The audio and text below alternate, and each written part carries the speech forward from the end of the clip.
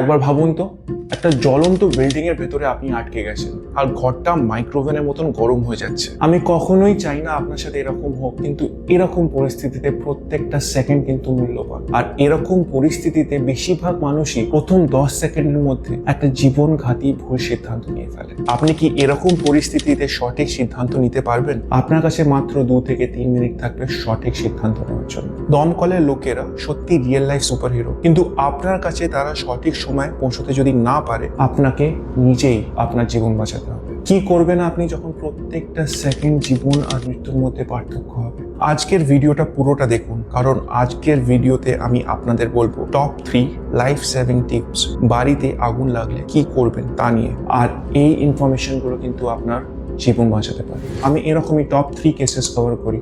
আর আপনার যদি এরকম কন্টেন্ট ভালো লাগে তাহলে আমার চ্যানেল সাবস্ক্রাইব করে দিন আর নোটিফিকেশন বেলটা অন করে দিন, যাতে আপনি নোটিফিকেশন পান। তাহলে শুরু করা যাক টপ 3 টিপস বাড়িতে আগুন লাগলে কি করবেন।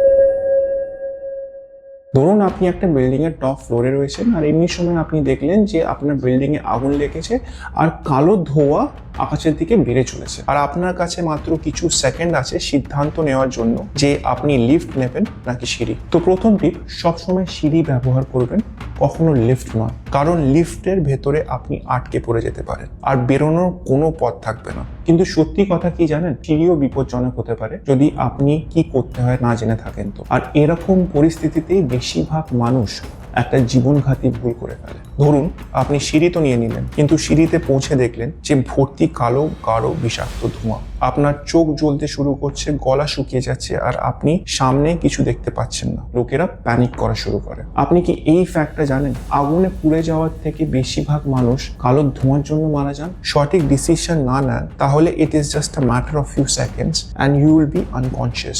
এই তথ্যটা জেনে রাখুন যে ধোঁয়া অলওয়েজ উপর দিকে ওঠে। তো প্রথম আপনি একটা রুমালকে জলে ভালো করে ভিজিয়ে নেবেন আর নিজের মুখে বেঁধে নেবেন। এই ভেজা রুমাল কিছুটা হলেও ধোঁয়াকে ফিল্টার করবে। এরপর আপনি হামাগুড়ি দেওয়ার মতো নিচে বসে পড়ুন বা শুয়ে পড়ুন আর খেয়াল করবেন আপনার নাকটা যেন মাটির ডিরেকশনে থাকে, কারণ এরম পরিস্থিতিতে নিচে কিন্তু অলওয়েজ ফ্রেশ এয়ার থাকে আর ধোঁয়া ওপর দিকে যায়। আর এরম ভাবেই প্যানিক না করে আপনি এক্সিটের দিকে এগিয়ে চলুন। এই সহজ টেকনিক জীবন এবং মৃত্যুর মধ্যে কিন্তু পার্থক্য ঘটাতে পারে। মনে রাখবেন, সিঁড়ি কিন্তু আপনার লাইফ লাইন তখনই যদি আপনি সিঁড়িকে সঠিকভাবে ব্যবহার করতে পারেন। এবার ধরুন আপনি একটা ঘরের মধ্যে রয়েছেন আর আপনি হঠাৎ পোড়া পোড়া গন্ধ পাচ্ছেন। আপনার ঘরের দরজা বন্ধ আর আপনি জানেন না দরজার উল্টো দিকে কি রয়েছে। আপনি অলওয়েজ কিন্তু হাতের পেছন দিক দিয়ে দরজা বা দরজার হ্যান্ডেলটাকে চেক করে নেবেন, এটা জানার জন্য যে সেটা গরম নাকি ঠান্ডা। হাতের পেছন দিক দিয়ে, কারণ যদি হ্যান্ডেলটা গরম থাকে তাহলে আপনার হাতের চাটুটা কিন্তু জ্বলবে না আর আপনার হাত অকেজো হবে না। যদি গরম থাকে তার মানে অন্যদিকে আগুন। এরম পরিস্থিতিতে বেরোনো মানে একেবারে মৃত্যুর মুখোমুখি হওয়া সম্ভাবনা। এমন সময় দরজাকে বন্ধই থাকতে দিন আর দরজার নিচের দিকে যে জায়গাটা রয়েছে সেখানটা একটা চাদর বা টাওয়েল দিয়ে ঢেকে দিন, যাতে ধোঁয়া বাইরে থেকে না ভেতরে আসতে পারে। যদি টাওয়েল বা চাদরকে জলে ভেজাতে পারেন তাহলে আরো ভালো হয়। যদি আপনার কাছাকাছি জল থাকে তাহলে ঘরের দেওয়াল আর আপনার জামা কাপড়ও জল দিয়ে ভিজিয়ে দিন, যাতে আগুন চট করে ছড়াতে না পারে।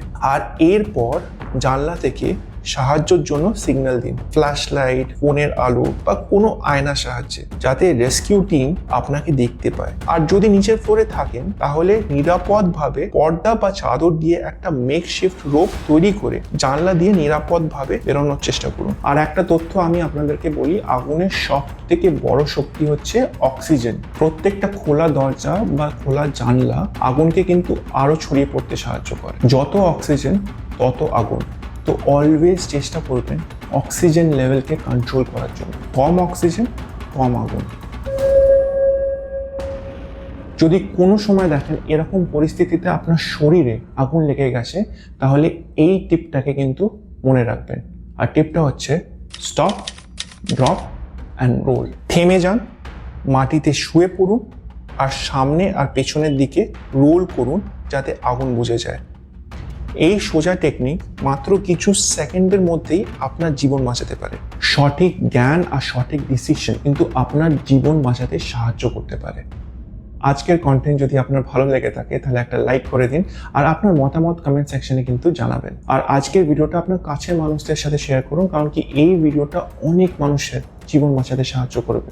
আর আপনি যদি আগের video top 3 tips train accident হলে কি করবেন না শুনে থাকেন, তাহলে আমি এখানে একটা লিঙ্ক দিয়ে রাখলাম, এই লিঙ্কে ক্লিক করে আপনি কিন্তু এই টিপসগুলো শুনে নিতে পারেন।